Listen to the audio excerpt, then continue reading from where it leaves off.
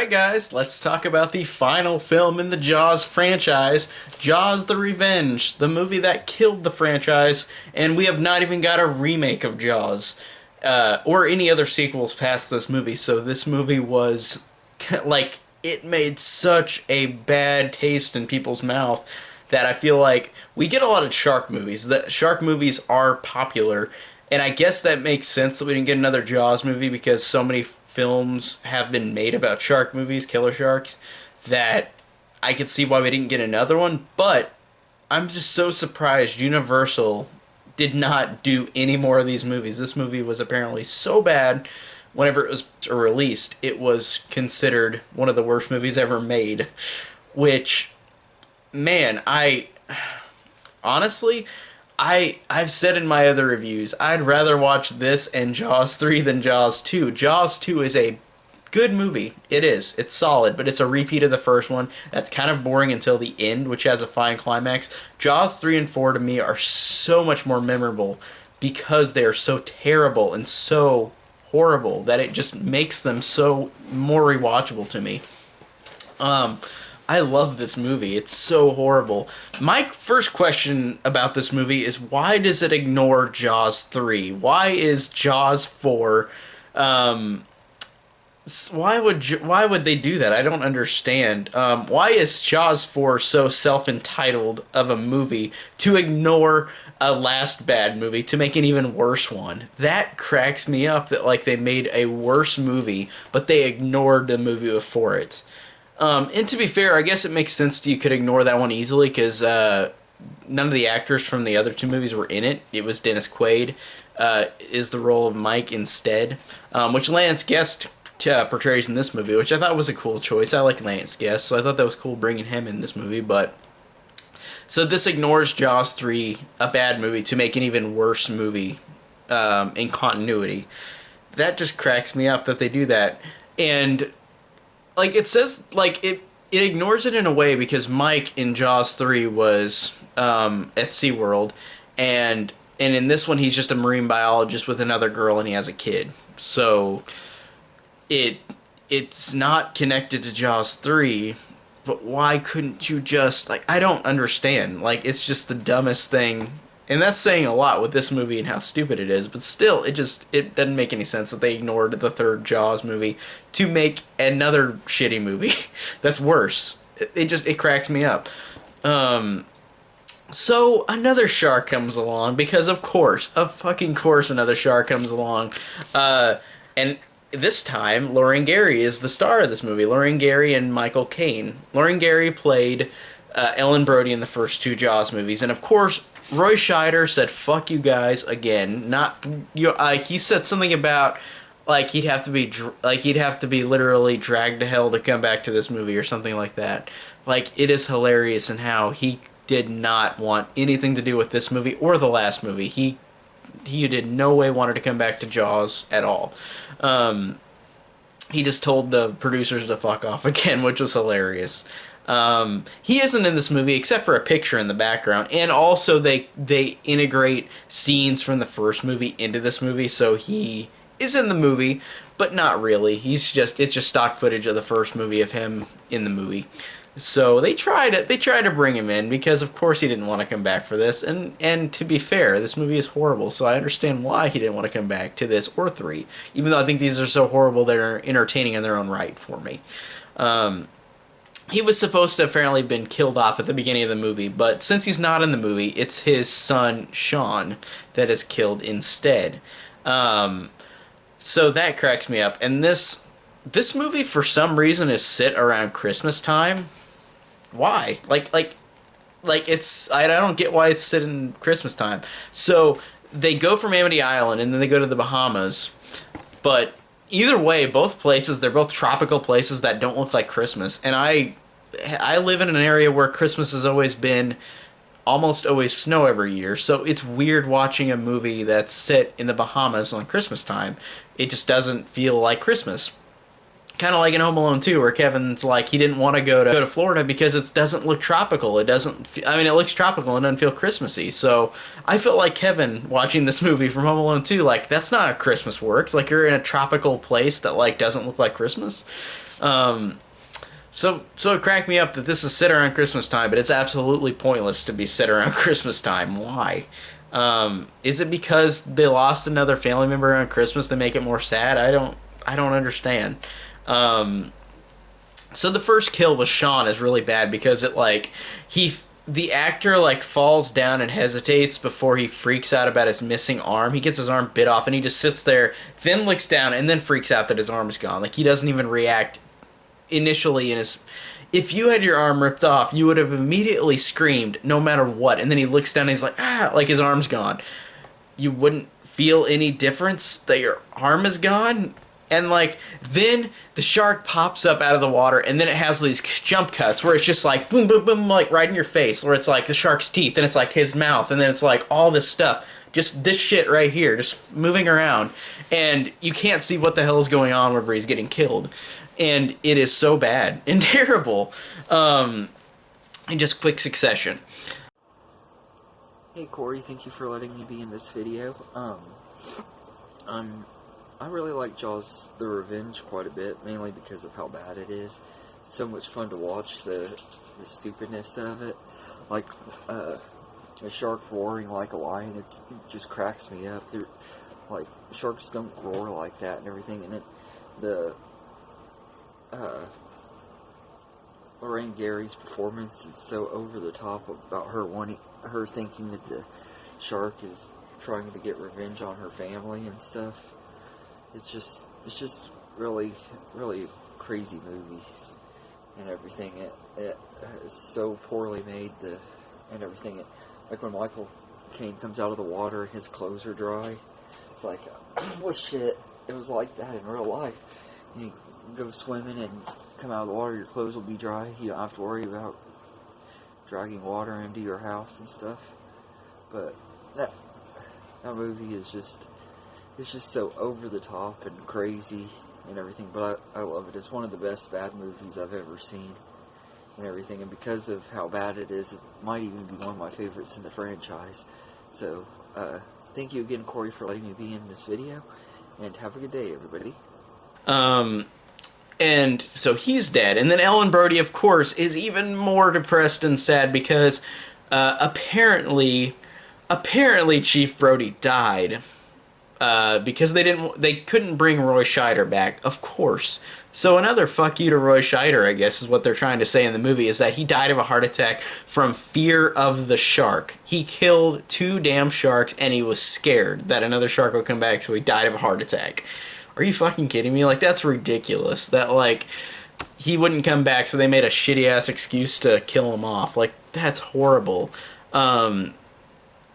I just don't. How would he die from the fear of a shark? He killed 2 sharks, and he seemed fine.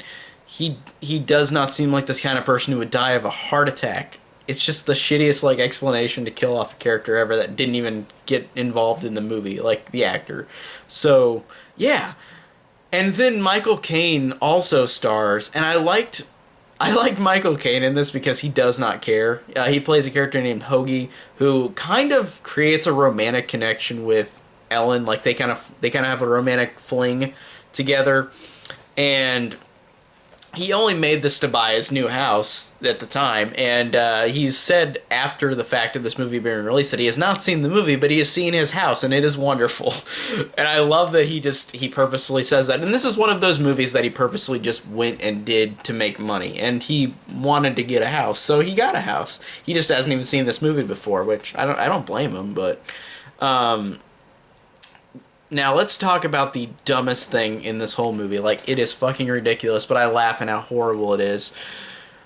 So, Ellen Brody, so, her husband's dead, Sean's dead, her son, Sean's dead, and she knows that the shark's coming after her because it killed her son, and even though she said the shark killed her husband, it didn't, because then Mike is just like, what, he didn't die? And she's like, he died from the fear that he would come back, that the shark would come back.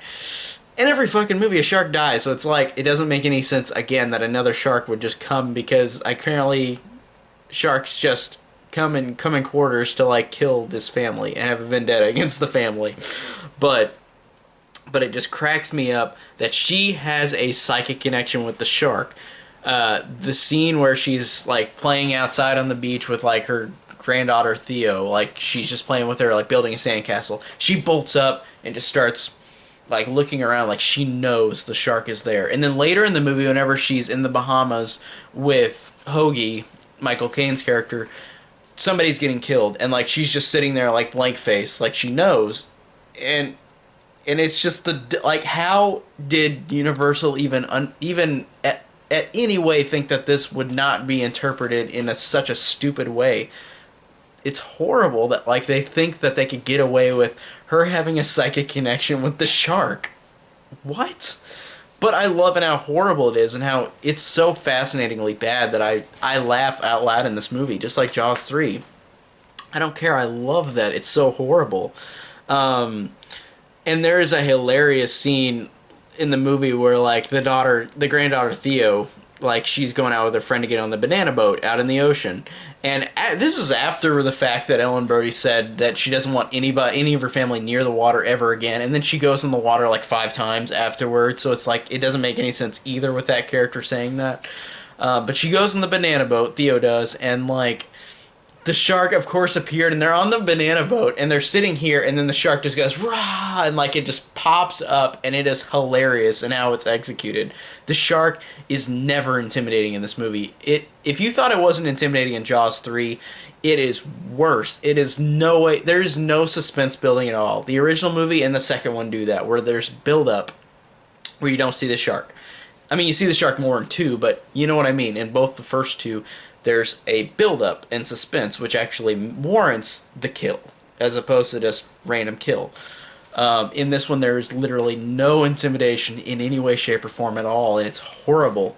So it's hilarious whenever she's on the banana boat and one girl gets, like, killed, and it's just so unscary in that way. It's so entertaining and how horrible it is. I'm sorry, but I am so entertained with this one.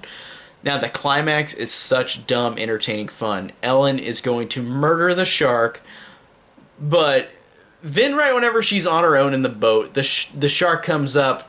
She's on the edge of the boat right here. The shark pops right up and is right here, and then she just falls down and goes, oh, like she was building up to fighting the shark, and then it just appeared, and then she just fell down like a little wimp, and just like, oh, like she was fighting this whole time to try to kill this shark, and then she gets in the boat by herself, the shark pops up on the end of the boat, and then she just falls down. What? And they built her character up to say that she's gonna kill it, and then she just weakly falls down. Like, that's so stupid. But then with the help of Hoagie and Michael, they both help her kill the shark. And I love the fact that she like, at the end of the movie, before they kill the shark, they're all together about to kill it. Ellen just imagines stuff that she does not see, or the audience only sees. Like, nobody in the movie sees these things. It shows Chief Brody at the end of the first one in flashback while she's imagining seeing him kill the shark, and it's also showing Sean in this movie at the beginning of the movie getting killed when no one is around. She's seeing this happen. So does she have a psychic connection where she can see stuff that she wasn't around for? What? And then, of course, they give a payoff to the line from the first movie where he says, "Smile, you son of a," and then he shoots the gun. In this one, it shows the footage of him saying, "Smile, you son of a," and then she finishes off by saying, "Bitch," and they kill it, and, like, they impale it, and it just explodes. Like, it just blows up. It is so anticlimactic. Like, the shark just appears, they impale, you don't even see it get impaled, it just blows up, and it's so horrible. And I know there's an alternate ending where, like, you actually see the shark get impaled, which would have been a little better in this shitty-ass movie, but still, in this version, the theatrical version I watched, it barely even gets impaled, and then it just blows up. It just cuts to blowing it up. and then it literally copies the exact same scene. Like, it uses the exact same footage of the shark going down in the water, its dead body just floating underwater or sinking. It's the exact same shot. They literally used it from the first movie again, which is ridiculous. And also, speaking of scenes that do the same thing again, they have a scene where Michael and his daughter Theo, they're doing the face match thing where like they're putting their hands on their faces like this and repeating themselves, mirroring each other, which is just the same movie again as the first one. That scene, and it's so pointless. It's so dumb. And this movie just, wow. I just, I know it sounds like I'm ranting on it, but man, it was such an entertaining time, and how horrible this was. Like, I actually enjoyed this a lot. Like, it's just so watchable for me. And I know a lot of people think it's so unwatchable, and that's fine. I totally see why people think that. But for me, I laughed my ass off watching this movie. It was fascinating. It was interesting. I wasn't bored at all. Honestly, like I said, I'm more bored watching Jaws 2 than 3 and 4 because that one's played straight but not directed as well because Spielberg didn't do it. But these Jaws 3 and 4 are so much more fascinating, and how horrible they are that they're way more watchable for me. I'm not saying they're better movies at all, but they're just way more watchable. So man, Jaws: The Revenge was just so awesome, so horribly awesome. Really, really love this on rewatch, just like I did 3. So that's my review on Jaws: The Revenge. It's a horrible time, but it's so horribly fun. So tell me down below what you think of Jaws: The Revenge. Do you feel that way in that camp category like I do? Or do you really hate it? I know a lot of people do. Dozens of people do, I know. But tell me down below what you think of it. If you like this video, check out my links below to Twitter, Patreon, Letterboxd, and my group Horror Enthusiasts 101 on Facebook, all in the description below. And thank you guys so much for watching.